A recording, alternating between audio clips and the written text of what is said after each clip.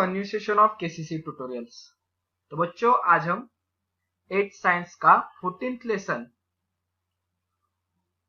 Measurement and effects of heat का second part पढ़ेंगे, जो कि स्टार्ट होता है हमारा टेम्परेचर के साथ। तो अब टेम्परेचर क्या होता है? We can find out how hot और cold object by touching the object, यानी कि किसी वस्तु को हम टच करके बता सकते हैं कि वो वस्तु हॉट है या कोल्ड है, गर्म है या ठंडी है। However, our sense of heat and cold is relative। अब रिलेटिव यानी कि दूसरे पे डिपेंड होता है। कैसे? तो इसके लिए आपको एक्सप्लेन दिया है, देख लो। Take 3 similar vessel, let us called ABC। एक आप घर पे 3 बाउल ले सकते हो, 3 ग्लासेस ले सकते हो, ABC। Fill a hot water B with cold water and put some from A and B in C।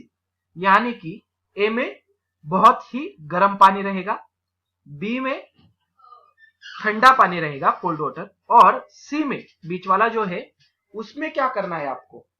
तो दोनों का मिक्सचर डालना है, यानी कि थोड़ा A में से पानी उसमें डालना है और थोड़ा पानी B में से डालोगे, यानी कि हॉट और कोल्ड का यहां पर मिक्सचर बन जाएगा।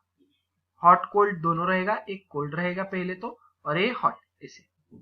हाँ, अब deep your right hand in A and left hand in B, यानी कि एक हाथ ए में रहेगा, एक हाथ बी में रहेगा। तो ये आपको हॉट नजर आएगा, बी वाला cold. Now dip the hands in सी।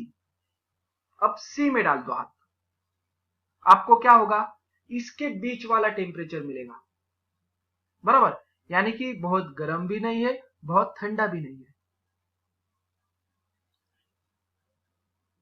तो जब आप दोनों हाथ इसके अंदर डालोगे तो क्या हो जाएगा?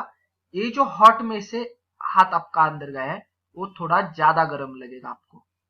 जो कोल्ड पानी में से यहाँ पे अंदर हाथ गया है वो ज्यादा ठंडा लगेगा, बराबर। यही हमें आगे दिया है। Even though the both hands are dipped in the water in the same vessel, यानी कि एक ही पानी में हो रहेगा sieve में, that is water at the same temperature, your right hand water to be cold while the left hand will find hot। What is the reason? क्यों? क्योंकि ये पहले तो हॉट में से गया था ना सी में, और ये क्या हुआ था? बी, राइट वाला बी में से, यानी कि कोल्ड वाटर में से गया था। तो राइट वाला हैंड ज्यादा ठंडा लगेगा as compare to A। You must understand from the above activity we cannot determine the temperature accurately by simply touching it। तो हमें तो ये मालूम है कि हम किसी चीज का एक्यूरेट टेम्परेचर बता नहीं सकते by touching only। Also may hurt yourself by touching very hot or cold object। कभी कभी बहुत ही गर्म कोई चीज रहेगी और उसे टच करके उसका टेम्परेचर चेक करना है आपको, तो ऐसा गर्म चीज को आप टच करोगे तो ये हर्ट, यानी कि आपको इंजुरी भी हो सकती है। आपकी जो ऊपर वाला जो स्किन है वो निकल सकती है, बराबर। So we feel need of some device for measuring temperature and thermometer is a device for measuring temperature. और एक डिवाइस लगता है जिसे हम थर्मोमीटर कहते हैं। You have read about thermometer in the previous class. हमने पिछले साल में देखा था कि थर्मोमीटर क्या होता है। In this chapter you are going to learn about the construction of thermometer। इस साल हम सीखेंगे थर्मोमीटर का कंस्ट्रक्शन क्या होता है उसमें। तो उससे पहले टेम्परेचर स्टार्ट हुआ है, तो अब हम हीट और टेम्परेचर के बारे में पढ़ते हैं। हीट अलग टॉपिक है, टेम्परेचर अलग टॉपिक है। हीट और टेम्परेचर एक नहीं होता। तो देख लो, what is the difference between heat and temperature. तो इन दोनों में टेम्परेचर और हीट में क्या डिफरेंस होता है? तो देख लो, we know that the substance is made up of atom. तो हमें पता है कोई भी सब्सटेंस ले लो, एक वो क्या है? इंडिविजुअल एटम से बना है। The atom in substance is always in motion. और जो सब्सटेंस के अंदर एटम होते हैं वो हमेशा घूमते रहते हैं। The total kinetic energy in the atom of an atom in the substance is a measure of heat contain in the substance. तो आपको दो चीजें यहाँ पर याद रखनी कि टोटल काइनेटिक एनर्जी, टोटल आप इसको अंडरलाइन ज्यादा कर लो इसे, और हीट। यानी कि जो टोटल काइनेटिक एनर्जी होती है that refers to heat. Okay, then while the temperature of substance is related to average kinetic energy. और जब बात आती है टेम्परेचर की, तो टेम्परेचर क्या होता है, तो इन एटम्स की एवरेज काइनेटिक एनर्जी, यानी कि सभी एटम्स की जितनी काइनेटिक एनर्जी है उसका एवरेज निकालना. If the average kinetic energy of an atom if two object is equal then their temperature will be equal. अगर दो चीजें हैं उसका एवरेज एक ही है, काइनेटिक एनर्जी का एवरेज एक ही होगा, तो उसका टेम्परेचर भी हमें इक्वल नजर आएगा. अब आगे देख लो हमें क्या दिया है. Figure 14.3 A and B shows the velocities of the atom in the gas at high and low temperature. यानी कि अगर हॉट गैस है तो बड़ा बांध निकाला है, इसका मतलब है उसकी वेलोसिटी ज्यादा है, वो जोर से भाग रहे हैं उसके एटम्स इन द मोशन है. और जो कूलर ऑफ गैस है उसके एटम्स धीरे धीरे मोशन में है, छोटी वेलोसिटी है उसकी, इसीलिए छोटा बांध निकाला है. तो डायरेक्शन तो पता चली, and length of the arrow attached to the atom shows the magnitude of the velocity. यानी कि जितना बड़ा बांध होगा उतनी बड़ी वेलोसिटी होगी.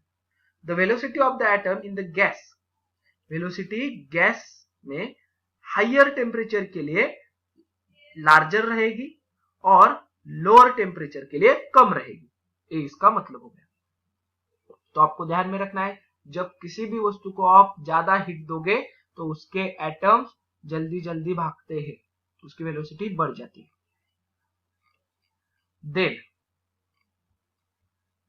the velocity of the atom in the solid object are shown in the by arrows in the figure 14.3c. अब C फिगर कहां पर देख लो, यहां पर.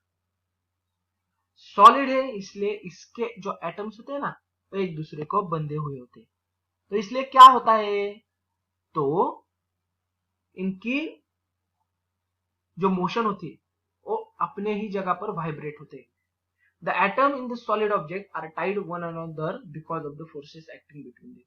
उनमें फोर्स ज्यादा होती है एक दूसरे को पकड़ने की सॉलिड में. They cannot displace from their places. वो अपनी जगह बदल नहीं सकते. Because of the heat, they oscillate around their fixed position.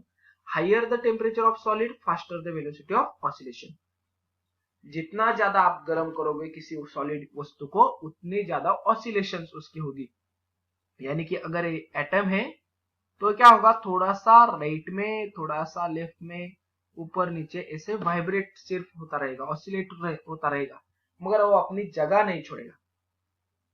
Then suppose A and B are the two objects made from the same substance. The mass of the A is twice of the mass of B. अब इसका मतलब सिखाता हूं. Which means that the number of atom in the A is twice the number of atom in the B. इसका मतलब क्या है देख लो. Ma is equal to twice the Mb. तो अगर mass of A is twice यानी कि 2 गुना हुआ, अगर Ma और Mb का रेशियो लेना होगा तो Mb अगर 1 kg होगा, 1 किलो का हम मान लेते हैं, 1 किलो का एक क्या है, एक आयन का गोला है, आयन का गोला है 1 किलो का, तो Ma कितना होगा, 2 kg, बराबर, बड़ा होगा. तो जितने सारे Mb में एटम्स होंगे उससे दुगने एटम्स Ma है, Ma में, यानी कि A वाले ऑब्जेक्ट में. तो देख लो, even if the temperature of A and B are equal, और इसके दोनों के टेम्परेचर इक्वल है, that is average kinetic energy, but total kinetic energy, क्या बोल रहा हूं मैं, देख लो, total kinetic energy of an atom A is twice than the B. यानी कि इसमें टोटल ज्यादा रहेगा और इसमें टोटल कम रहेगा. टोटल यानी कि क्या होता है, तो heat, total refers to heat बोला था मैंने, 2 काइनेटिक एनर्जी बोली है आपको मैंने, total kinetic energy, average kinetic energy. Total kinetic energy refers to heat and average kinetic energy refers to temperature. Okay, तो 2 these two objects are at same temperature but heat contained in the MA is always greater than MB।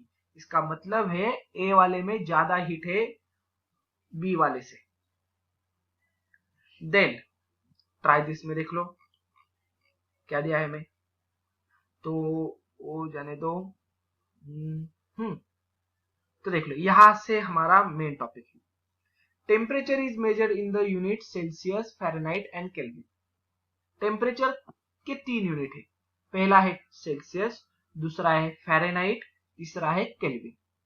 Kelvin is used in a scientific experiment, जो एक scientific science lab में experiment किए जाते हैं उसमें हम kelvin use करते हैं, और आमतौर पे कॉमनली हम डिग्री सेल्सियस ए यूज करते हैं। while the other two are used in a daily life.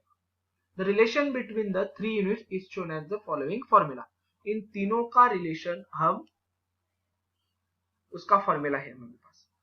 क्या है फॉर्मूला, तो देख लो, इसको आप ऐसे एक ब्रैकेट बना लो, ये आपको इसके ऊपर न्यूमेरिकल्स भी आने वाले और आपको पूछा जा सकता है उसका फॉर्मूला बताओ रिलेशन का। तो f minus 32 whole divided by 9 is equal to c plus 5, c upon 5। इसका मतलब क्या है, Fahrenheit minus 32 upon 9 is equal to Celsius upon 5, और दूसरा है Kelvin is equal to Celsius plus 273.15। ये आपको ध्यान में रखना है, ये दोनों फॉर्मूला आपको लगने वाले।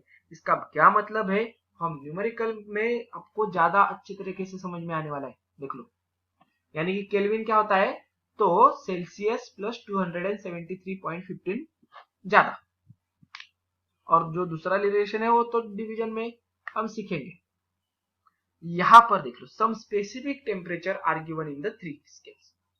कुछ स्केल्स दिए, जैसे कि देख लो, boiling point of water degree Celsius में हमने देखा था 100 होता है, वही केल्विन में देख लो 273.15 से बढ़ चुका है, यानी कि 373 बन चुका है। फ़ारेनहाइट में वही होता है 212। ये अलग अलग स्केल में क्या हो जाता है उसका टेम्परेचर। फ्रीजिंग पॉइंट 0 होता है, तो 273 से बढ़ चुका है केल्विन में, और फ़ारेनहाइट की वैल्यू आ गई है इस फॉर्मूला को यूज करके 32। रूम टेम्परेचर कितना होता है हमारा, सेल्सियस में 23, फ़ारेनहाइट में कितना आता है 72, और डिग्री केल्विन में 273 बढ़ गया है 296। ऐसे ही बॉइलिंग पॉइंट ऑफ मर्क्यूरी क्या आता है, तो 356.7, और फ्रीजिंग पॉइंट ऑफ मर्क्यूरी क्या आता है, तो -38.8 आता है। तो आपको जो ऊपर वाले मैंने फॉर्मूला बताया है ना, तो उसका यूज करके मुझे लिख के देना है कि वहां पर जो ए वाले 2 है और ए वाले 2 है ना, वहां पे क्या वैल्यूज आने वाली है, तो वो आपको मुझे बताना है। तो यहां पर हमारा जो सेकेंड पार्ट था वो भी खत्म हो चुका है। तो आशा करता हूं ये पार्ट भी आपको अच्छी तरीके से समझ में आ चुका होगा। तो अगर ये वीडियो आपको अच्छी लगी होगी तो प्लीज ज्यादा से ज्यादा लाइक, शेयर एंड कमेंट करते जाइए, और अगर आपने अब तक हमारे चैनल को सब्सक्राइब नहीं किया होगा तो प्लीज सब्सक्राइब और चैनल। केसीसी ऑनलाइन ट्यूशन का अगर आप हिस्सा बनना चाहते हो, हमारी ट्यूशन ज्वाइन करना चाहते हो, तो डिस्प्ले में दिए गए नंबर पे कॉल करके अधिक जानकारी ले सकते हो। Thank you for watching, good bye.